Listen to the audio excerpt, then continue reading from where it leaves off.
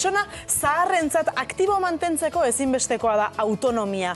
Mantentzea eta zoritxarrez mugikortasuna galdua ala erorketa arriskua izaten da, eta ondorioz autonomia galtzeko arriskua ere badago. Horregatik, Karmelo Osasun Zentroan erorketak prebenitzeko tailerrak ematen dituzte, alde batetik modu teorikoan prebentzio neurriak ikasten dituzte, eta bestetik mugikortasuna hobetzeko praktikak eta ariketa praktikoak ere egiten dituzte. Karmelo Osasun Zentroko erizain arduraduna dugu beste aldean, tailerra hauei buruz hitz egiteko. Janire García, arratsaldeon.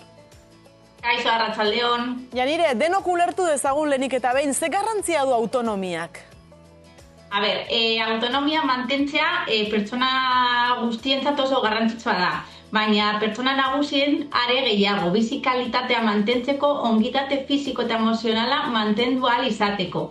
Adibidez, autonomia galtzen denean, mugimendua gutxitzen da eta horrek erorketakin lotuta arriskua handitzen du.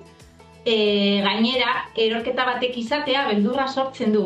Eta beldur horrek eragiten duena da pertsona asko mugitzea uzten eta etxetik ez irtetea. Orduen, indarra eta oreka galtzen dute, autonomia galduz eta berriro erortzeko arriskua handitzen dute.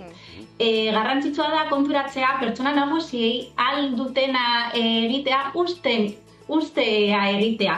Laguntza behar dutena bakarrik, laguntza eskatzea dutenean bakarrik lagunduz. Askotan nahi dugu eurei lagundu, euren gandik gauzak egiten, eta ez gara konturatzen autonomia eta konfidantza indartzeko euren beren gandik egin duten guztia egitea.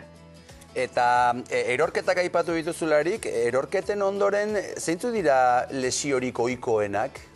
A ber, lesio ohikoenak dira batez bat ezurren haustura, adibidez aldaken hausturak, hanketan, tibien frakturan, buruan kontusioak, eta justu igual adibidez antikoagulante hartzen badute, eragin gogorrak izan aldituzte, hematomak, zauriak, korteak, barne organoetan lesioetan ere, eta lesioaren arabera azkenean ospitalera joan beharko dire.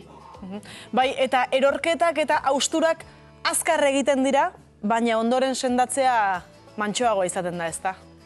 Bai, gero eta adin nagusiagoetan gainera gero eta gehiago kostatzen da. Eta askotan gero hori pertsona bat independiente izatetik dependientea bihurtzen dira. Nolakoa dira zuen tailerrak? Konta iguzu tailer horietako bat nolakoa izaten den? A ber, tailerrak bi egunetan egiten ditugu, bi saiotan. Saio bakoitzan bi orduko iraupena daukie. Normalean, ordutegia goizeko 11:00-tatik ordubeteraino egiten dugu. Eta esan duzuenez, tailerra alde batetik praktika egiten dugu eta beste batetik teoria ematen dugu. Eta teorian esate baterako zer ikasten da? Gure tailerreko lehenengo saioan, alde batetik udaletxeko osasun arloko pertsona batek erorketen arrisku faktoreak eta ondorioak azaltzen ditu. Eta gero gu ondoren erizainok zahartzaroan ematen dituzten aldaketa naturalak azaltzen ditugu. Eta patologi kroniko ohikoenak ere azaltzen ditugu, adibidez hipertentsioa, diabetesa. Ondoren, azaltzen diogu zer egin dezakegu erorketak saihesteko. Ze azkenean erorketa bat bapateko gauza bat da, momentu baten gauza da, baina askotan saihestu daitezke.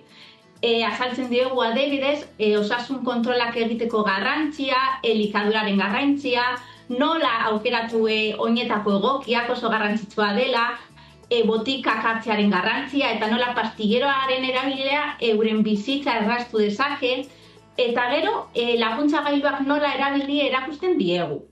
Bigarren saioan, udaletxeko asistenta soziala joaten da, eta zer nolako laguntzak eskatu aldituzten azaltzen die, nola eskatu, adibidez etxez-etxeko laguntza, higiene laguntza, edo telealarma nola eskatu eta zer egin behar duten. Eta bukatzeko, udaletxeko kirol teknikari bat joaten da, eta kirol eta aktibitate fisikoaren garrantzia azaltzen die. Nola, aktiboa mantentzea oso garrantzitsua da, eguneroko bizitza gero eta ahalik hoberen eroateko. Bueno, tailerra kompletoa. Gaurko egunak zuek egiten duzuen jarduerarekin lotura zuzena du. Ze iruditzen zaizu egite maratoia, aurtengo maratoia? Iruditzen zaigu, azkenean, soziedade guztia kontzientziatzeko zein garrantzia duen gero eta aktiboa mantentzen garenean, gero eta zahartzaro hobeago edukiko dugula. Janire Garzia, Karmelo Osasun Zentroko erizain arduraduna, eskerrik asko gure deiari erantzutearen, eta ongi izan. Jarraitu lanean. Eskerrik asko. Mila esker. Laster bat. Agur. Eskerrik asko.